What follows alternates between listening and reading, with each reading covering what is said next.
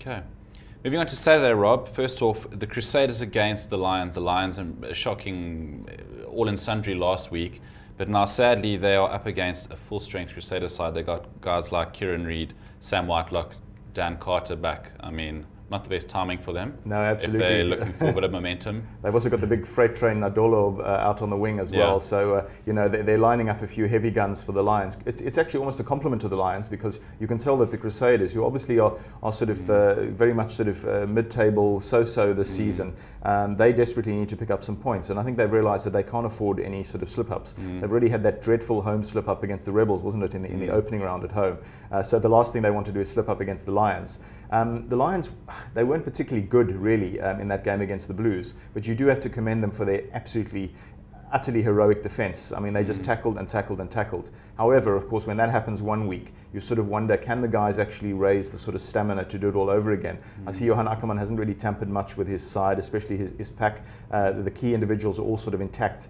And can guys like Tecklenburg, Creel, etc., get through the workload that they did last week in their second tour game? You have to have your doubts. So on that ground, I'm going to go Crusaders by perhaps sort of 10, 11 plus points. Okay. Next up, Highlanders Waratahs. The Highlanders, another side last weekend that caused an upset.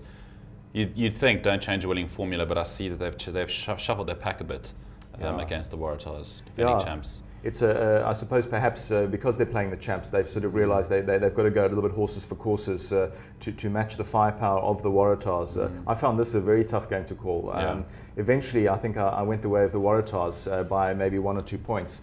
Just because they are the defending champions, and they don't really have too much reason to be intimidated by anybody. The Waratahs are capable of producing decent performances on the road, and if they're really up for it, and they can sort of match the Highlanders pack up front, then they should be candidates for the win. So I'm just narrowly going Waratahs, but that could be a Saturday morning cracker for South African viewers. And of course, the late morning game, another Aussie derby, the Reds versus the Brumbies.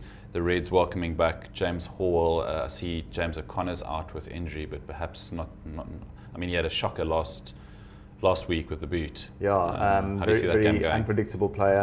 Obviously, we know he has lots of X factor, but when he has an off day, he has an off day.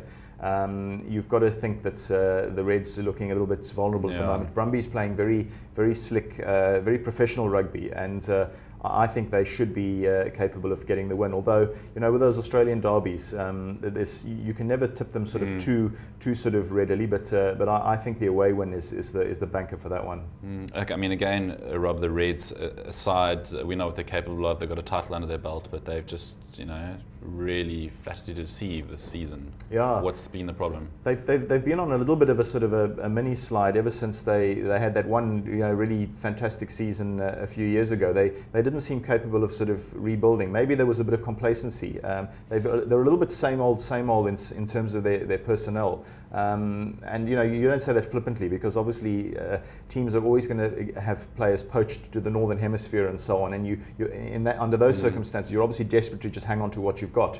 But there are a few sort of old faces there. You sort of think maybe they've sort of had their sort of heyday there, and that they need to do a little bit more of a sort of fundamental sort of regrowth from underneath, if that's at all possible. I don't know what the sort of reserve barrel is like in Queensland, and they might have to do some recruiting from elsewhere to try and sort of buck up their potential again. Look, this season's got a long way to go still. I still think the Reds will be capable of some decent upsets along the way, but I'm not tipping them for this one.